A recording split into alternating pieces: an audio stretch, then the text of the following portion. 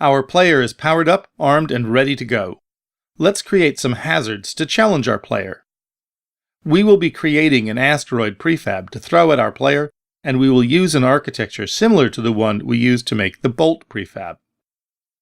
We will have a parent game object for the logic, and the artwork will be a child. To start, let's create a new game object, and rename it Asteroid. Reset the asteroid's transform to Origin, and move it up along the Z-axis to about 8. By moving the asteroid parent a little further up the game area, it will both separate the asteroid from the player while we build it and allow us to easily test it when we are finished. Next, let's get some artwork for our asteroid. If we open the Models folder in Assets, we have 3 asteroid models to choose from. We are going to use the first one. Select the asteroid model and drag it onto the asteroid parent game object. When we drop it, the asteroid model will be a child of the asteroid game object.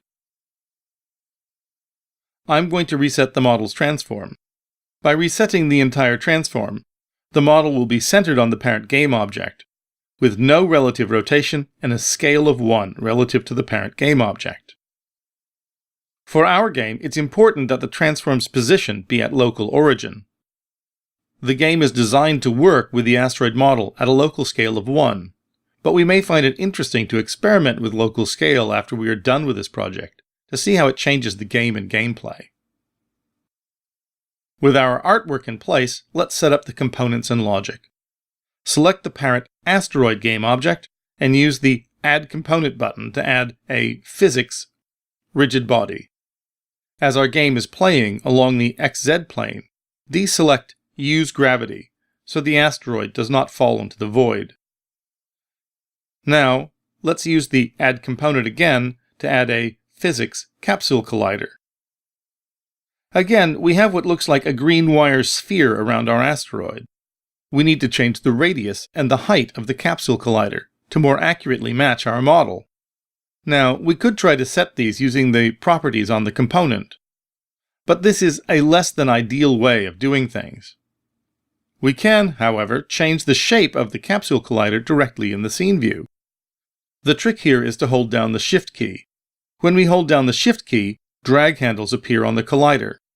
With these, we can simply drag the collider's shape until we are satisfied. Now that we have our basic physics component set up, let's save the scene and enter play mode.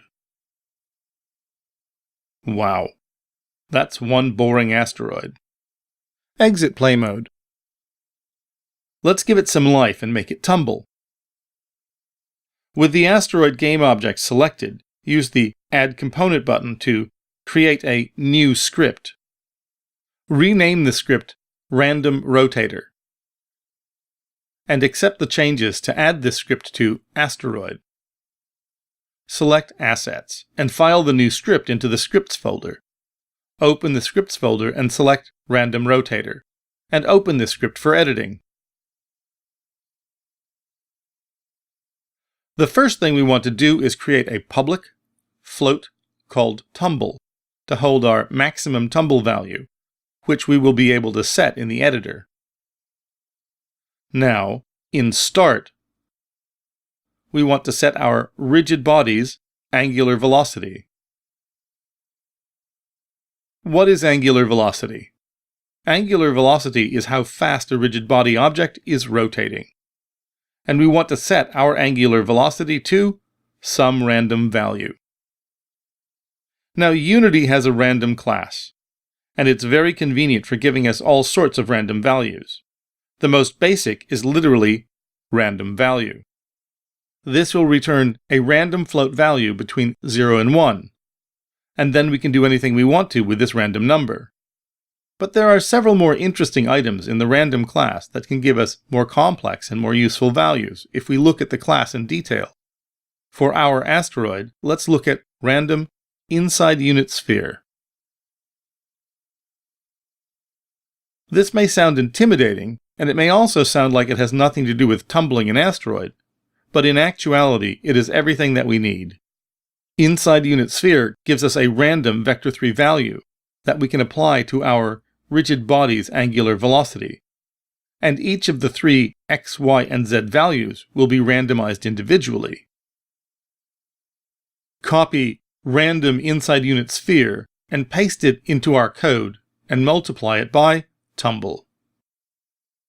This simple script takes our tumble value from the editor, and at start, we set the new asteroid's rigidbody.angularVelocity to a random vector3 value from random inside unit sphere, and then we multiply this by tumble. Save this script and return to Unity. Select Asteroid, and let's set the tumble value to 5.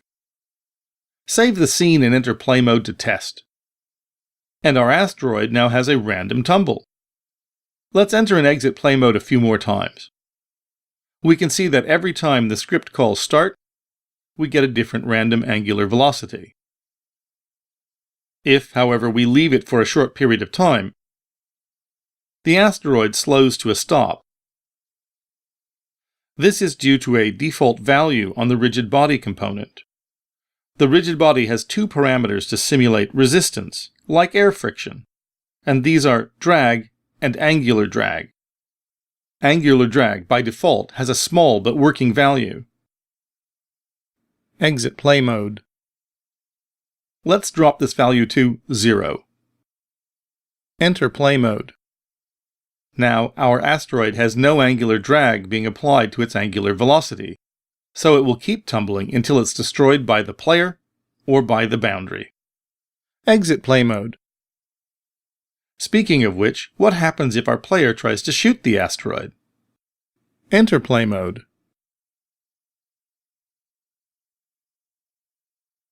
Nothing.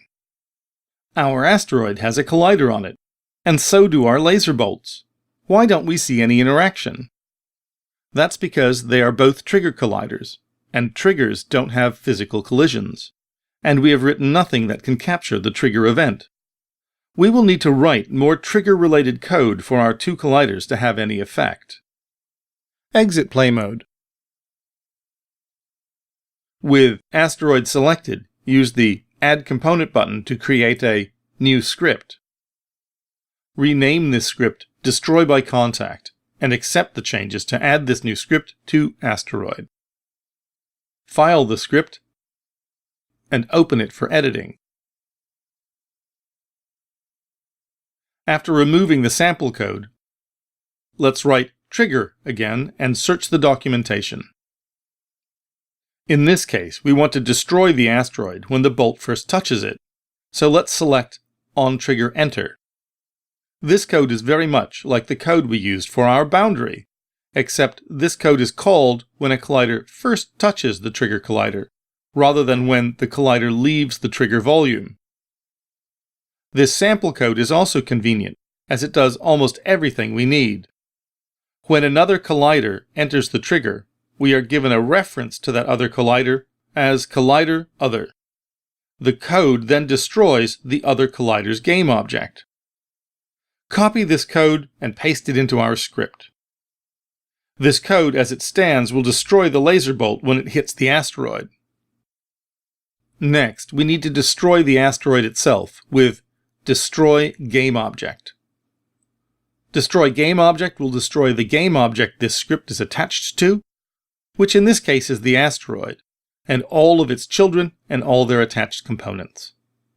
One quick note about destroy. Destroy does not immediately destroy the object listed in the parentheses. It marks the object to be destroyed, and all of the marked objects are destroyed at the end of the frame. So we can put these destroy lines in any order. It seems wrong if we destroy this game object before we call destroy on the other one. But code-wise, it doesn't matter what order we mark our objects to be destroyed, as long as they are marked in the same frame. Save this script and return to Unity. Again, this script has no properties for us to set in the editor. It will just work as long as it's attached to an active game object. Let's save our scene and enter play mode. Where's our asteroid? Let's exit play mode. There it is. OK, enter play mode. And it's gone. We can see our asteroid in edit mode, but it vanishes in play mode. No, we aren't standing at a flux point in the probability field, we have a bug. Let's do some simple debugging. Let's exit play mode. Return to our destroy by contact script. If something is calling our new trigger code and destroying our asteroid, we need to find out what that something is. In onTriggerEnter, let's write debug.log other.name. This will send the name of the game object that other is attached to as a line in our console log. Save this script and return to Unity. Enter play mode, and now we see who the culprit is. It's Boundary. We see the most recent error or message in the footer. We can also check the console for more detailed information. If we look into the hierarchy, we can see that Boundary is also missing from our scene. It has been destroyed. Exit play mode and switch to the scene view. Now, if we focus our scene view camera on the Boundary, we can look at the relationship between the asteroid and Boundary. Asteroid is right there in the middle of the Boundary. On the very first frame, asteroid detects its inside Boundary, and Boundary triggers our onTriggerEnter code on asteroid, and the code destroys both game objects in the very first frame. We need to test our onTriggerEnter code and ignore collisions with Boundary. One way of identifying an object is with a tag. Let's tag our Boundary. Select Boundary, and in the header of the game object is its tag. We can see it is untagged. Click on the tag drop-down and select Add Tag. This brings up tags and layers in the inspector. Our custom tag list is empty, so let's add a new tag, Boundary. Now, if we look back at our Boundary game object, we can see it is still untagged.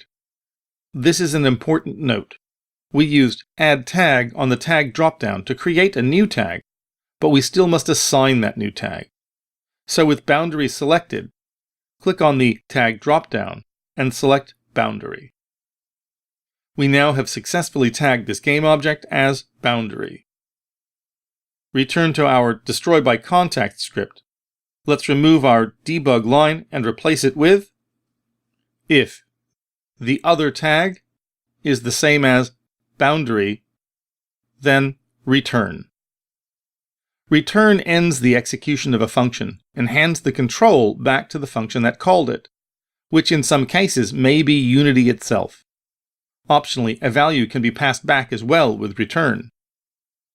In our case, return simply ends this function at that point and returns the control back to Unity's game loop, which means we will never reach or execute the destroy code if the other's tag is Boundary.